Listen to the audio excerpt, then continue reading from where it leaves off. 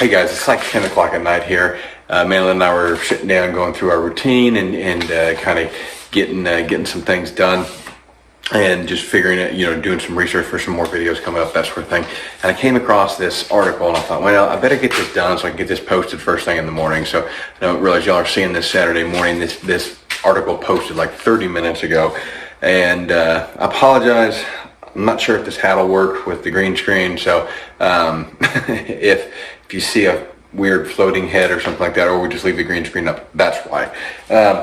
Anyways, I'm new to the green screen, so you gotta bear with me.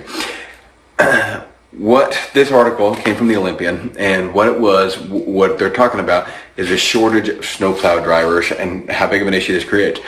If you live down south, it's not a huge issue, right? We get a couple snowstorms a year. It's not really that big. People go crazy, and we always have a bunch of issues driving.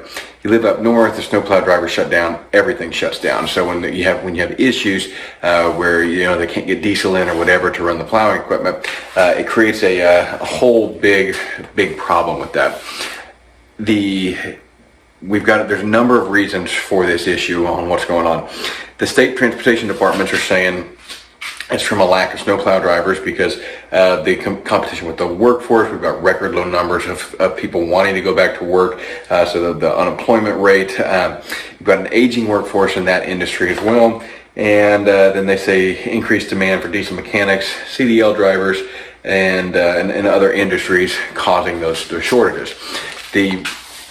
Probably the bigger issue that's causing shortages like that is our own government creating these stupid, ridiculous regulations, right? We've got ridiculous regulations now on CDL drivers. We've got ridiculous regulations on this DEF fluid. And we know we talked about the DEF fluid shortage in a video just the other day. And so all those things, all those big diesel trucks that are used to clear the roads, they require that DEF fluid. So that creates its own issue and exacerbates the problem.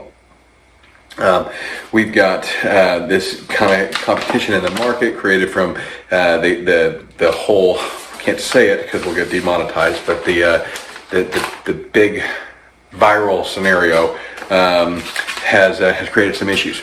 Now there's supposed to be a snowstorm, I guess, hitting Northern California, Wyoming. They've got some in Washington. So it looks like snowstorms hitting up all over kind of the more northwest side of the country, and I don't keep track of the weather up north, so I don't know. There may be more, there may be less. I don't keep good track of that. This is all just going off of this article. The bigger issue is that specifically in areas, if they're not prone to a lot of snow, they have very limited equipment for it. So if they're struggling already, that already creates some problems. It's not going to be a problem for the people up in Alaska, most likely, right? Because I lived up in Alaska. The road clearing crews basically work 9 months out of the year, and they just kind of constantly go. It's when you have an industry like that up there, it's not near as detrimental to have that shortage, simply because there's enough overlap in the system.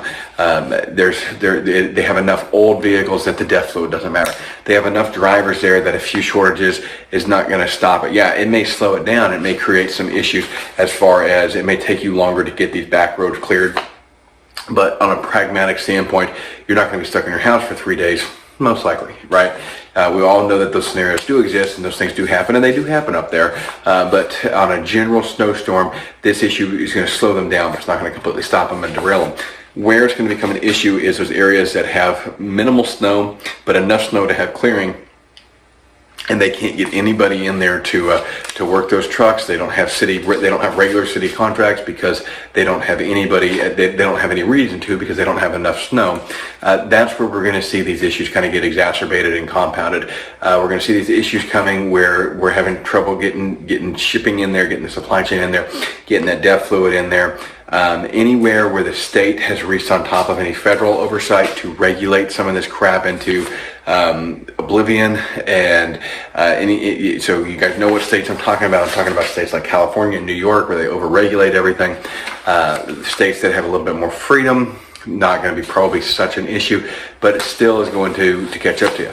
How do you get ready for this? Well, the best thing that you can do right now is just making sure that you have a decent stockpile of those basic essentials, right? So there's plenty of prepper channels out there on YouTube. Y'all can look at that. but making sure that we have a decent stockpile of those essentials that we need, because it's certainly within the realm of possibilities that you could be stuck in a home for 3 days, 4 days, whatever, and you have to have a plan for how you're going to deal with that.